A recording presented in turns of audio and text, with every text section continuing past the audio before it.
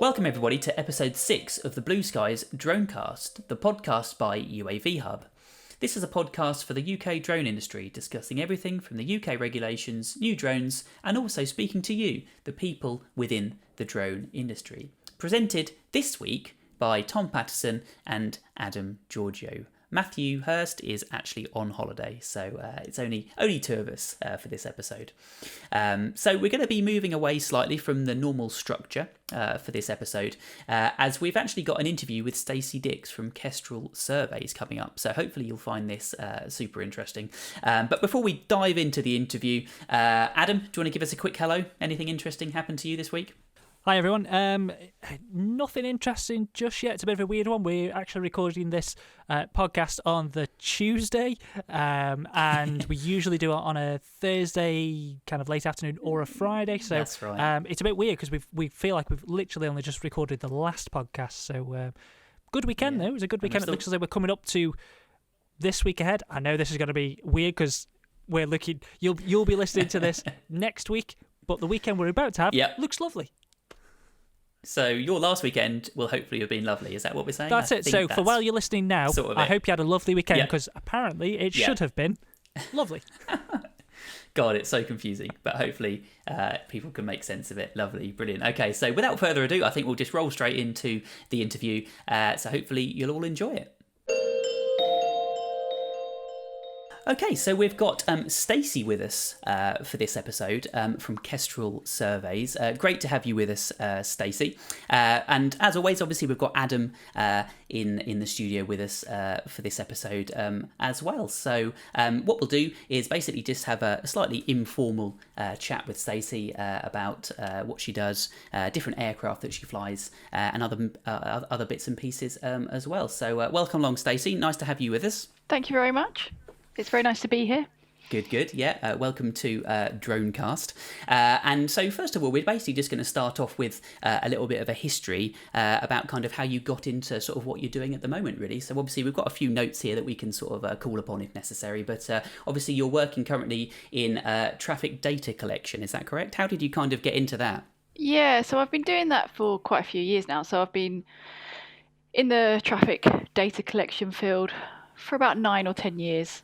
But in terms of actually using drones, I started using drones 2 or 3 years ago now.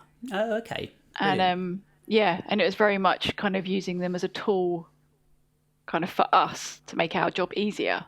Oh, I see. Right. Okay. So did you sort of previously have an idea of maybe what drones could do, but hadn't really kind of experimented, and then sort of took the plunge, I suppose, really, so to speak? Is that kind of how it went? Do you know what? I'm not going to lie. I didn't know anything about drones. In fact, I remember turning up on the course with you guys, everyone was kind of going through about what drones they were flying and stuff, and I was like, haven't even flown a drone. But I know at the time, I think you kind of said, not a problem. Like, what's your intention for using it for? That's right. Yeah. And so I kind of explained. But yeah, I think it was a matter of someone suggested, have you thought about using drones to capture large junctions? Yeah, I see. And it was kind of like, I don't think it's going to work, and then someone kind of came down and said, look, I'll show you how it works. And then as soon as he kind of put one up, it was like, oh my God, they're amazing. That makes our job so much easier. Oh, right. And from then it was just kind of embracing it. And yeah, that's how it all started, really. Interesting. Oh, okay. And that was obviously back in 2019, I think it was, when you came through the course, wasn't it? Yes. That's right. Yeah. Okay. So I guess we probably want to just touch upon how it was done previously before that. Was it obviously a bit more of an effort and a bit more sort of laborious, I guess, potentially? Did the drone make it easier and things? And oh God, the drone makes it so much easier. But not only does it make it easier for us, like doing the job, the client gets a much better data set. So kind of everyone's winning. But the way the job, I mean, it still can be done using more traditional methods. You can either have people on the ground literally counting the traffic, or you can have kind of multiple fixed cameras on certain junctions and certain arms of a junction. Oh, okay. Which are all fine and they all do the job. But the advantage of having a drone is that you can just go out, one person, film the junction, and it's just so much easier, less people. You don't have to go back on site to kind of, if you've got cameras, you don't have to go back on site to then remove the cameras that you've put up. Ah, I see. Obviously, having less people on the ground is much safer, cost effective. Yeah. And the data that you're capturing using a drone, how can I put it? I suppose if you're using people or cameras, the data set that the client gets is very much a spreadsheet, and this is the numbers, and this is what's happened. This is how many cars are coming off here, blah blah blah. Yeah, I see. Which is all fine. But to be able to actually show a client how a junction is working in real life, so this arm might affect the other arm, the traffic signalling, the queues. I see. It's more dynamic, so you can actually say this is how it actually works. So for the end client, you're giving them a much better data set, and for us, as I said, it's kind of much simpler and easier. Yeah, I see. So how for those that don't know, how is the traditional way of doing these traffic management, and surveys? Is it literally someone's out there down there with a physical camera, or do they put them up on poles, or how does it generally work? And then how does it work with drones? Well, so it's putting fixed cameras up on lampposts, literally filming that junction, or you can just have a physical human person just sat there counting the junction, which sometimes a drone isn't the best thing for a job. Sometimes it is easier for someone to just go and count a junction, but particularly for the larger junctions, so if you've got like huge 5-arm roundabouts off a motorway, then if I can, there's a plot of land that I can fly from safely, put the drone up, capture that whole junction with one fixed camera, it just gives a great kind of data set, I suppose. Yeah, I see. I guess when the cameras are fixed to poles, etc., I guess you might get quite a sort of a small snapshot of what's going on, whereas the drone could probably capture almost the whole area, which gives, like you were mentioning, that kind of nice flow and that overall sense of what's happening as a whole junction, as opposed to lots of little snippets being sort of put together, I guess, or just a spreadsheet as well, like you mentioned. Yeah, absolutely. And it's also great because what happens is quite often data can be disputed.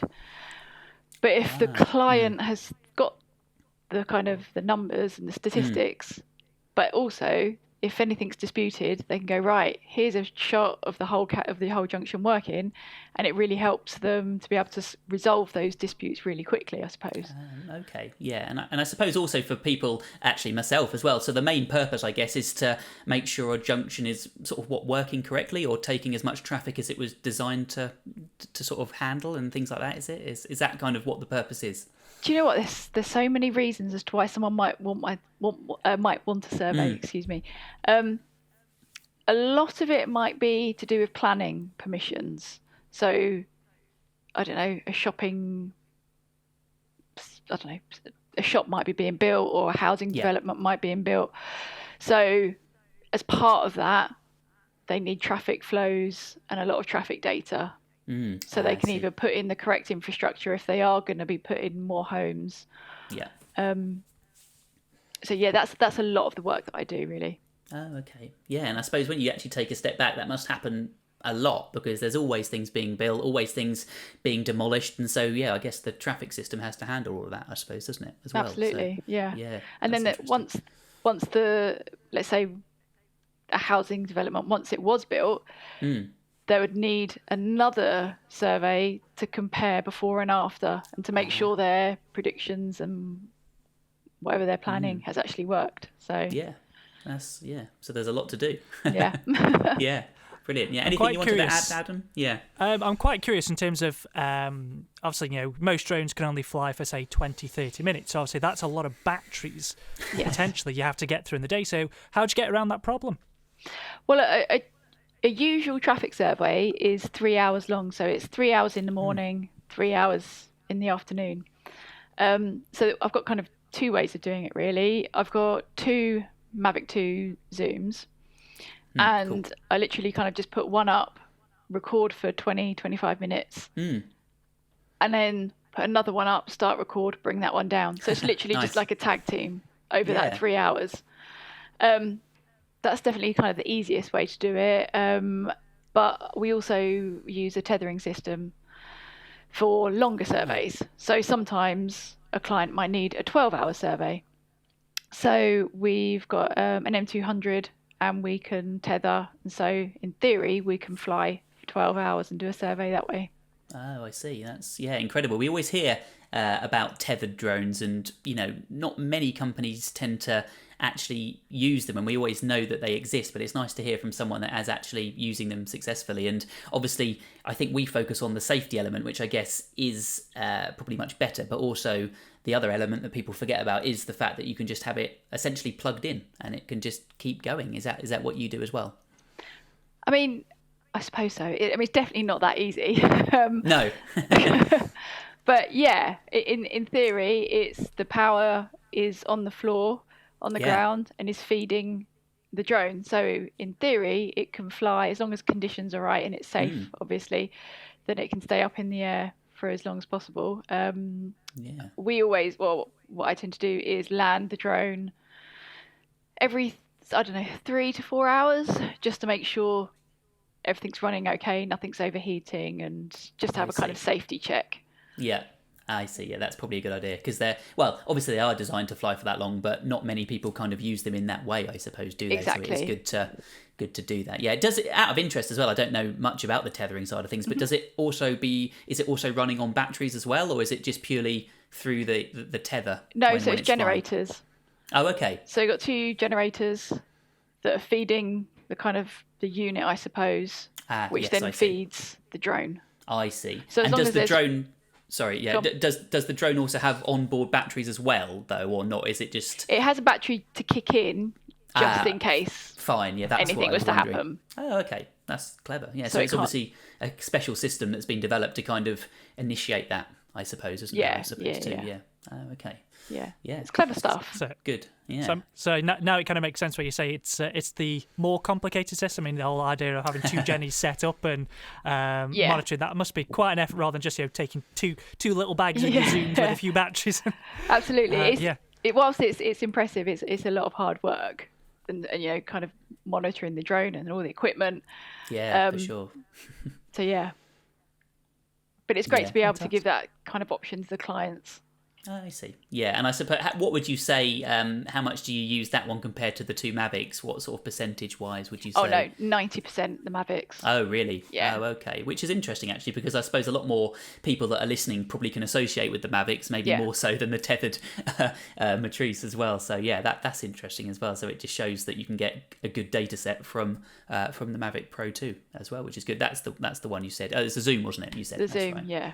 Yeah, which is just great. The quality of that is just amazing. And then, when I'm showing the footage to the clients, they're often just amazed just how good it is. So great bit of kit. We've found that a lot of clients are always, they see the Mavic and they think, oh, that's really small, it's going to be useless. And then they look at the footage and they're like, oh my God, it's really good. I can't believe that it's come from that small little aircraft, which is always quite funny, isn't it? Yeah. Nice. Adam, anything else you want to sort of talk about or move into? I don't want to get ahead of myself with the conversation. I'm quite interested how you sort of, or not get around, but how do you work within sort of the regulations? I mean, especially obviously you came from the PFCO first, and then we've got the new regulations now. In terms of, obviously, you're flying under what was the PFCO, an operational authorization now. Mm-hmm. How do you get around? Is it because of the locations that you're generally flying that, finding a space where there's no uninvolved people, less uninvolved people? Is that generally how you work, or are the less congested areas? Yeah. So I still operate under the PFCO, or as you say, the operation authorization. So I haven't converted yet. And in terms of how that affects me in the day-to-day job, when I'm planning a job, it's obviously trying to find the correct takeoff and landing point, really. And generally, I mean, it's fine. You can find an appropriate kind of takeoff and landing point that's safe, and the correct distances. So, I mean, I'd say there's been a handful of cases where it's just like, no, that's not safe to do. Yeah. So, and I think as long as, I've explained that, and it's just like, okay, I'm going to walk away from that because it's just literally not safe to do. Yeah. And that's fine, because there are other ways to then do that. It's like, you know what? Drone isn't appropriate for that job. We'll use fixed cameras or other means. You can still fall back onto the old exactly. way, I guess. Yeah, that's good. So nice. The drone, it's very much a tool, and using the right tool for the right job. Yeah, I think that's what we always try and explain to students as well. Just because you've got a drone, it doesn't mean now that's all you do. Drone every single day. Obviously, easier if you can do that, but there are other options, like you mentioned, or safer options, I suppose too, which is critical too, isn't it? Yeah, definitely. Interesting. Nice. So I guess what we'll do is have a bit of a chat about kind of how you actually got into doing this, because obviously you did work for a different company previously, and then you kind of sort of forked off, I suppose, and I just wondered whether you wanted to just have a talk or chat us through kind of how you kind of made that transition. How did it work? Yeah. Well, I worked for another company for a good few years, and got some great experience there, and I suppose then COVID hit. So last March, redundancies were made purely because traffic surveys were no longer being accepted, because due to lockdown, traffic wasn't reflective. Yeah. So literally overnight, work stopped. And no traffic surveys were being accepted. So for about a year probably. Wow. Yeah. So in that year, I set up my own company. I started Kestrel Surveys. Oh, okay, cool. With the aim of specialising in traffic surveys and specialising in using drones and using my experience. Okay. And then, but whilst over the past year there hasn't been that much work in that area, I was kind of doing other things. So kind of more traditional roof surveys and building surveys, kind of just to get me through that period. Which is great. Got me, a lot of experience doing that. But now work is definitely picking up, and it kind of what I'm good at and what my background in is. So good. So that was the start of Kestrel Surveys. Oh, okay, brilliant. So I guess you sort of almost tested the water with the other company and sort of the licensing and the other drones, and realised this can work, and so sort of took the plunge, I suppose, really. And were you able to sort of tap into contacts and bits and pieces like that, I suppose, when you sort of moved away, or how did that work? Yeah, well, I think I'd kind of got a bit of a name anyway, just on social media and LinkedIn. So it was all just kind of a natural progression, really, and yeah. I see. Yeah, because I think that's the biggest question we get, and I certainly get it after doing, multiple flight tests with students. They said, "Great, thanks. I passed. Congratulations. This is great. But what do I do next? How do I move into X, Y, and Z? And how do I actually get essentially a client base? I suppose, really." And it's always quite a hard sort of answer to give, I guess. Really, a bit of advice is always appreciated. I just wondered whether you had any sort of advice for people who have just got licensed and they're looking at doing something with their aircraft. How did you kind of find that client base? You mentioned LinkedIn, I guess. Is that one of the ways? LinkedIn, and I think for me it was I didn't go into using drones and getting my qualification. I didn't go into it thinking, right, I'm going to get my qualification and then I'm going to get work. Right. It was very much, this is my experience in traffic surveys. That's my field that I work in. Okay. I've already got the contacts. Right. And it's using the drone, as I said, as a tool, really. Yeah, so I understand. I think you need to kind of get your client base first. Yeah. And make that contact in whatever speciality you have.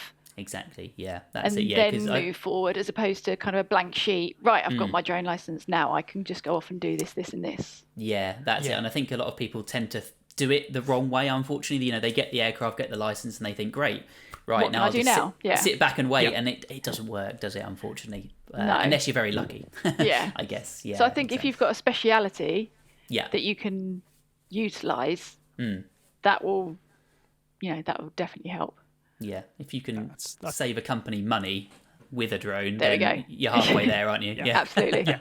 And I think that's probably the big thing. I think with drones now is it is more about it is a tool, and it's about using it to save money. Obviously, businesses are always going to use the company or a tool that is going to save them money at the end of the day, because that's what keeps business going. So rather than I think it's fantastic you said that. So I'm always on the phone to people, and as you know, Tom gets it down further down the line. I get it. At the first content, it's like, I want to set up a drone business, and the first thing I always kind of say is, it's not about setting up a drone business. You're setting up a business. Yeah, exactly. And you've got to think, well, what is the data you want to deliver to your clients? At the end, it might actually be that by the time you've thought about it, it might not even be that you need to use a drone to deliver said data. Yeah. Or in your case, you have two avenues. You have got the drones, and you've got the manual way of doing it. Yeah. But yeah, it's great that you have just reiterated the same thing that I always say to people on the phones. It's like, you're not building a drone business, you're building a business, and you go through the same motions that every other, whether you're setting up a shop or whether you're setting up a road traffic management surveying company. It's you've got to have the social presence, you've got to have the contacts, you've got to have a business plan, I suppose, to a degree in place. I mean, in terms of business plan, was it something you? I know people always kind of say, you've got to have a business plan. Did you have a kind of a loose business plan in place when you started? I'm not going to lie, for the first, couple of months, because I was just getting over the shock of, one, COVID happening, two, being made redundant, I kind of just went into head for, like, what can I do? Like, I've been doing this for so long. What do I do? So then it was very much off the foot. Right, set up a business. What do I need to do? I see. Name, logo, website. And it's only once I got past that, those kind of initial, right, okay, I've got the brand, I've got the website. What do I do now? That's when I kind of started thinking, okay, if this is going to be serious, then I do need a business plan. So I suppose I had the luxury of having that year of lockdown and knowing that, the work wasn't really going to be coming in to do all that and to put that all into place. And almost hit the floor running, I suppose, knowing that eventually traffic surveys would be accepted. Eventually the work was going to be coming in. I see. And that's where I am now. Thankfully, touch wood.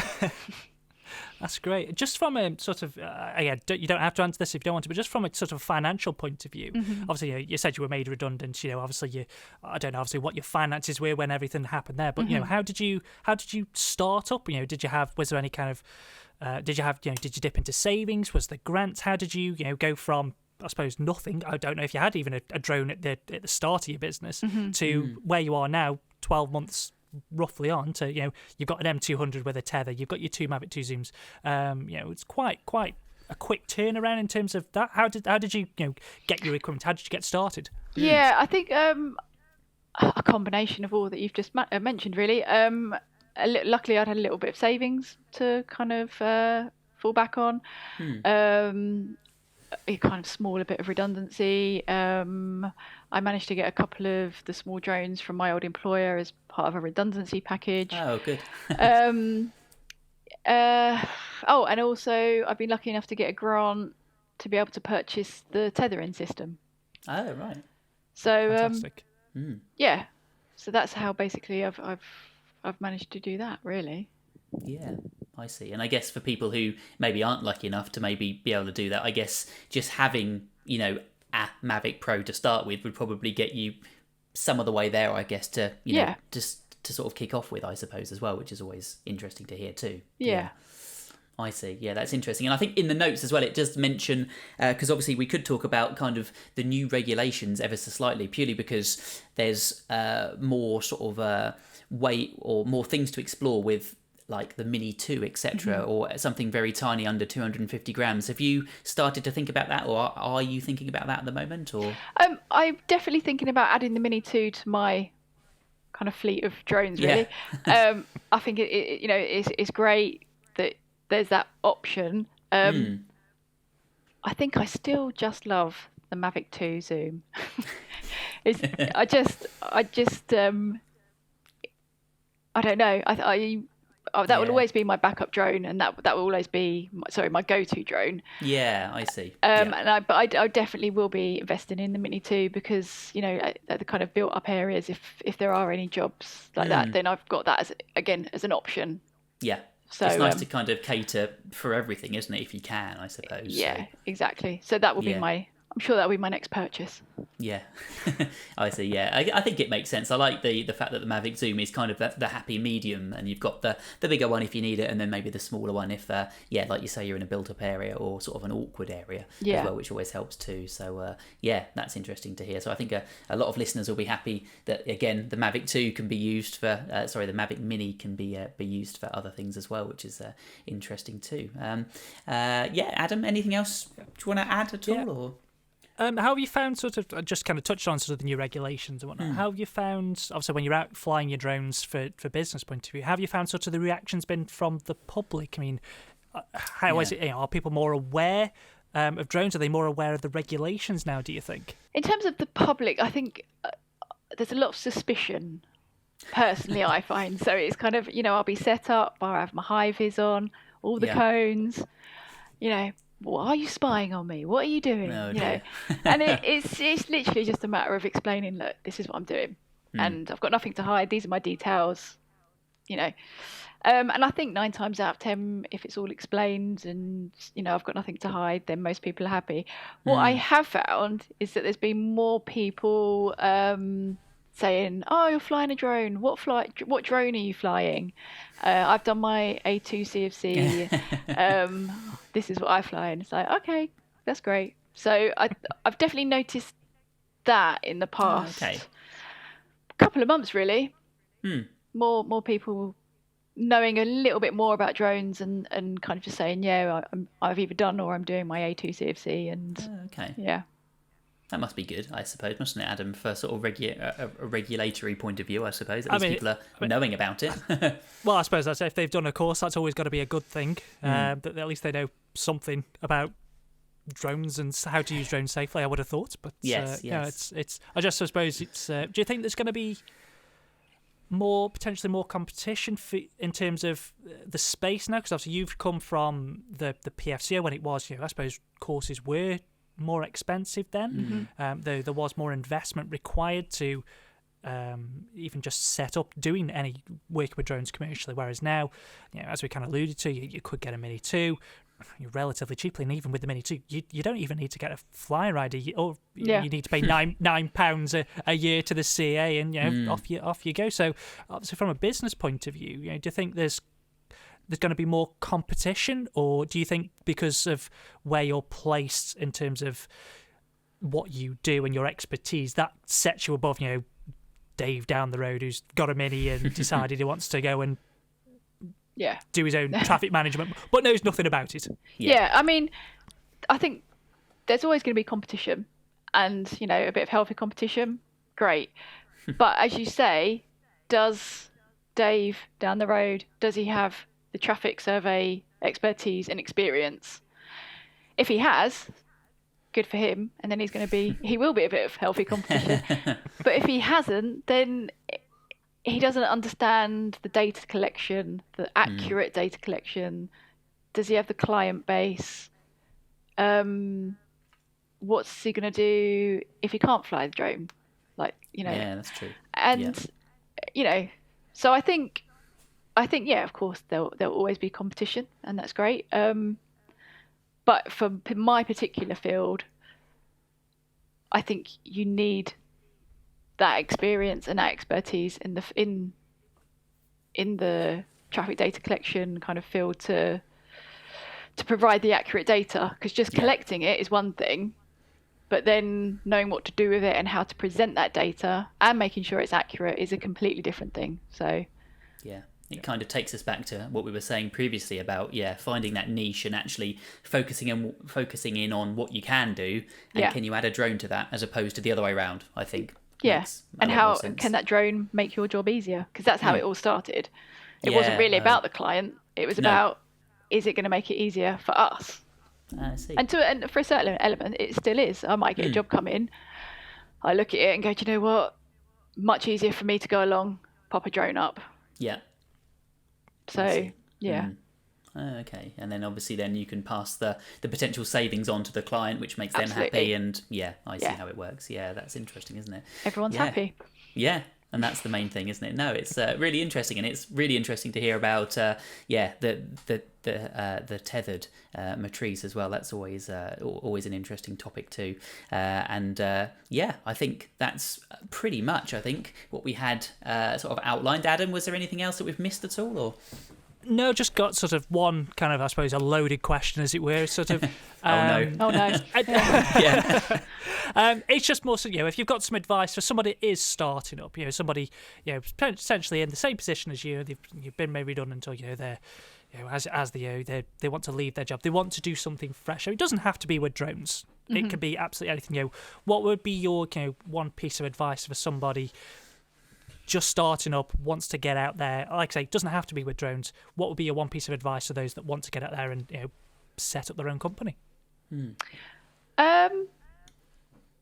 Well, one, I don't want to say go for it, because it's easy, isn't it, to go, oh yeah, go for it, it'll be really everything will work out, and we all know that it doesn't.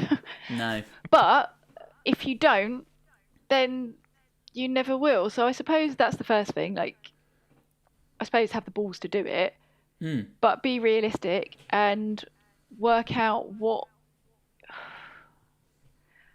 your USP is going to be, and how you can sell that, and is it a viable business? Yeah.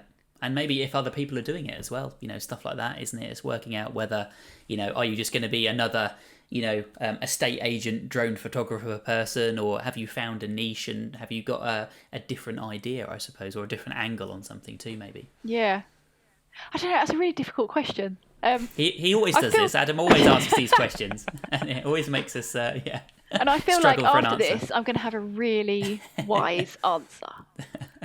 If you do, type out an email. We'll just put it up at the end. We'll just put it up on screen.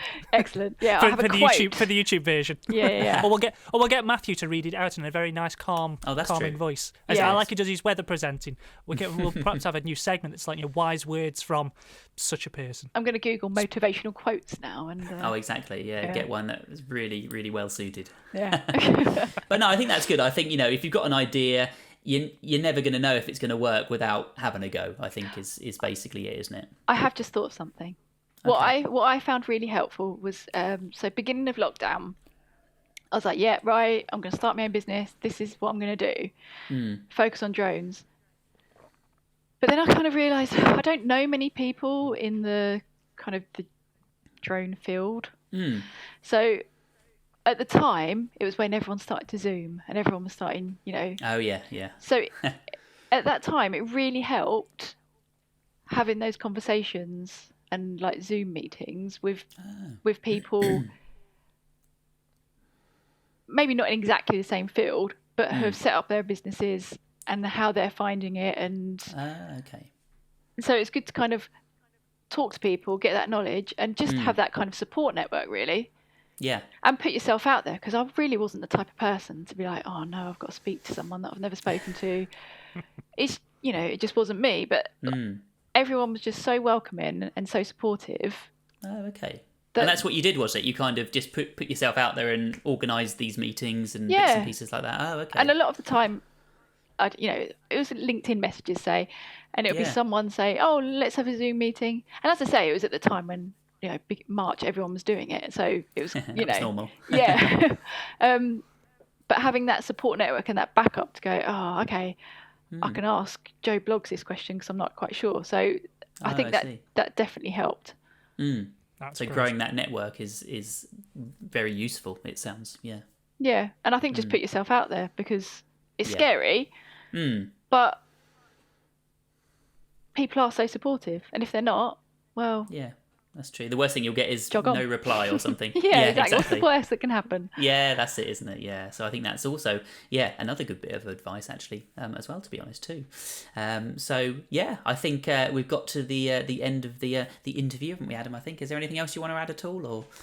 No, I think that's fantastic. Some great, I think, great advice there. And I say it's nice that some of the things that you've kind of said are exactly the same stuff that we do say at the first point of contact with a lot of our customers. And I think people are more appreciative about it and understand it. It's like, what, it's at the end of the day, it's a business you're making. It's not a drone business. And the networking, you said LinkedIn, we do quite promote, say, LinkedIn quite a lot in terms of from a business point of view, that that is the place, and that's obviously where I reached out to you as well for doing this. It's actually easier, I think, than sometimes than doing emails, because you have got that kind of little live chat function that you can kind of do with it, rather than I've got to find their email. They're just there, and you can. Great thing is, I knew before I'd even reached out to you what you were doing, which was like, great, traffic management, that's something different. It was already there that you can reach out to somebody and know exactly what their, I suppose, expertise are without you going in blind. Yeah, it's definitely a great platform to show, not only to make those contacts, but to showcase what you're doing.